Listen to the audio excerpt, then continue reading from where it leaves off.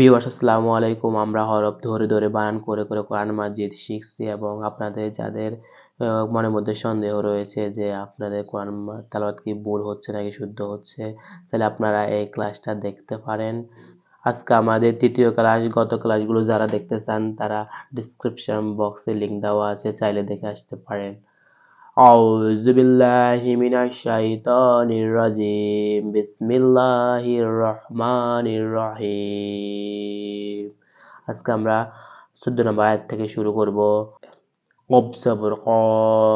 এই কফটা যে এবার গোড়া তার বরাবর উপরে তালুর সঙ্গে লাগাই উচ্চারিত হবে, এক আলিফ টেনে পড়তে হবে। ক, এই আলিফটার কারণে আমাদেরকে এক আলিফ টেনে পড়তে হবে।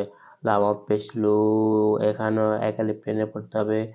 এ পেশের বামে ওয়াও সাকিন হলে এক আলিফ টেনে পড়তে হয়। মা, এখানে মাটা 3 আলিফ টেনে পড়তে হবে। কলু মা, এখানে ইকফারা তা রয়েছে, সেজন্য আমাদেরকে আং তুম পড়তে হবে। এখানে আমাদের পড়ার কথা ছিল হামজা নুন জবর আন, তাইম পেশতুম আনতুম, কিন্তু ইকফারা তা, সেজন্য আমরা আং গুণনা করে পড়তে আং তুম, তাইম পেশতুম আং তুম। ইল্লা হামজা লাম ইলাম জবর লা, ইল্লা বা জবর বা, শিন জবর শা, বাসা। এর উপর আমরা 2 পেশ দেখতে পাচ্ছি। এক পেশ বাদ দিয়ে এখানে আরেক পেশকে মিমের সাথে মিলাতে হবে। বাশারুম মিস, লাম পেশ লু নুন না, মিসলুনা, এখানে গুণনা করতে হবে বাশারুম মিসলুনা। ওয়া জবর ওয়া, মিম জবর মা, ওয়া মা আনজালার, লাম মিলবে রয়ের সাথে, আবার র মিলবে হায়ের সাথে। আনজালার রহমানু, মিম খাড়া জবর মা, এখানে এক আলিফ টেনে পড়তে হবে। খাড়া জবর খারাজের উল্টা পেশ থাকলে কোরআন মাজিদ আমরা এক আলিফ টেনে পড়বো। নু, এখানে উল্টা পেশ আমরা দেখতে পাচ্ছি নুনের উপর। মিং শাইইন, হামজা 2 জের ইং, মিং শাইইন, এখানে ইকফারা সিন রয়েছে। ইন হামজা নুন জের ইন, আংতুম, এখানে ইকফারা তা রয়েছে। ইন আংতুম ইল্লা হামজা লাম জের ইল্লাম জাবল্লা, ইল্লা তাক জিবুন। قالوا ما أنتم إلا بشر مثلنا وما أنزل الرحمن من شيء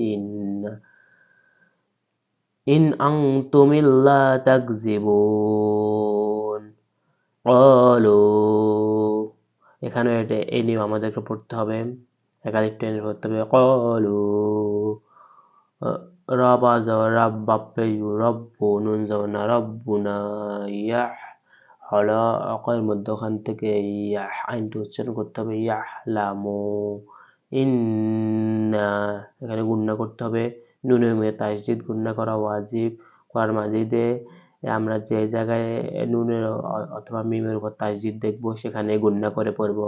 ইন্না টেনে পড়তে হবে। ইলাইকুম লা মুরসালুন,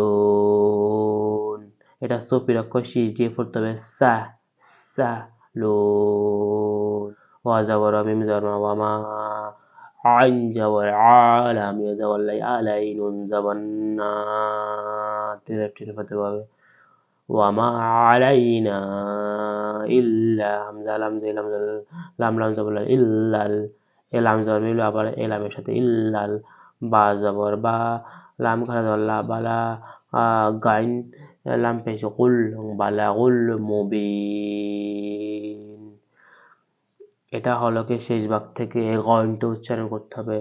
ওয়া মা আলাইনা ইল্লাল বালাগুল মুবিন। সাদাকাল্লাহু মাওলানা আযীম।